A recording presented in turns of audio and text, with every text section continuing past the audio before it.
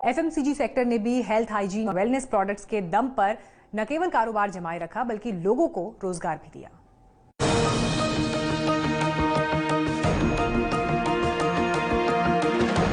Corona काल में ज्यादातर सेक्टर संकट का सामना कर रहे हैं, लेकिन जिस तरह पीएम ने बार बार आपदा में अवसर खोजने की बात कही है, उसका असर भी कई सेक्टर्स के कारोबार में आए बदलाव के तौर पर देखा जा रहा है। सबसे बड़ा फायदा ई कॉमर्स सेक्टर और डायरेक्ट सेलिंग इंडस्ट्री को मिला है।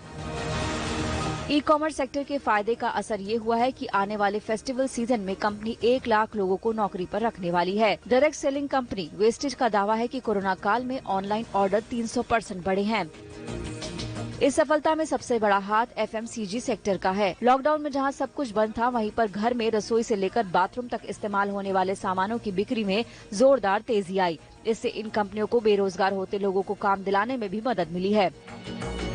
वेस्टेज के मुताबिक कंपनी ने लॉकडाउन में 20 लाख लोगों को अपने नेटवर्क में शामिल किया। ज्यादातर एफएमसीजी कंपनियों की बिक्री में हेल्थ, हाइजीन और वेलनेस प्रोडक्ट्स की बिक्री ने बड़ा रोल निभाया और इन्हें वेस्टेज जैसी कंपनियों की बिक्री में 90% का योगदान दिया। अगस्त में हेल्थ, हाइजीन और वेलनेस प्रोडक्ट्स का पोर्टफोलियो 40% बढ़ गया है। डायरेक्ट सेलिंग इंडस्ट्री का भारतीय मार्केट 2019 में 12.1% से बढ़कर $2.47 अरब पर था।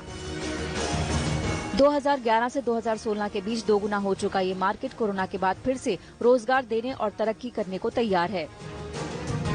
Direct selling industry specially online जो हमारे प्रोडक्ट्स की डिमांड बहुत ज्यादा बढ़ी है, इसके करके ना ही सिर्फ प्रोडक्ट्स के करके लोग इसका बेनिफिट उठा रहे हैं, बल्कि पैंडेमिक के टाइम पे लाखों करोड़ों लोगों ने जिन्होंने अपनी नौकरियां गंवा दी थी, डायरेक्ट सेलिंग इंडस्ट्री ने उनको एक बहुत बड़ी अपॉर्चुनिटी दी है ताकि अपने लिए एक sustainable and viable source of income देख सकें।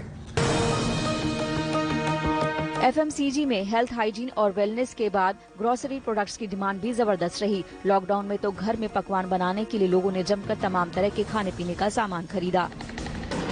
पिछले 4-5 महीनों में लोगों ने घर पे खाने के साथ ज्यादा एक्सपेरिमेंट किए हैं। रेस्टोरेंट्स डाइन इन बंद थे और सेफ्टी रीजंस के चलते फूड डिलीवरी भी काफी कम हो गई थी। कंज्यूमर्स ने अपने फेवरेट फूड को काफी मिस किया और इसके चलते घर पर बहुत एक्साइटिंग डिशेस बनाए, जैसे सैंडविचेस, बर्गर्स, रैप्स, पिज्जा और पास्ता।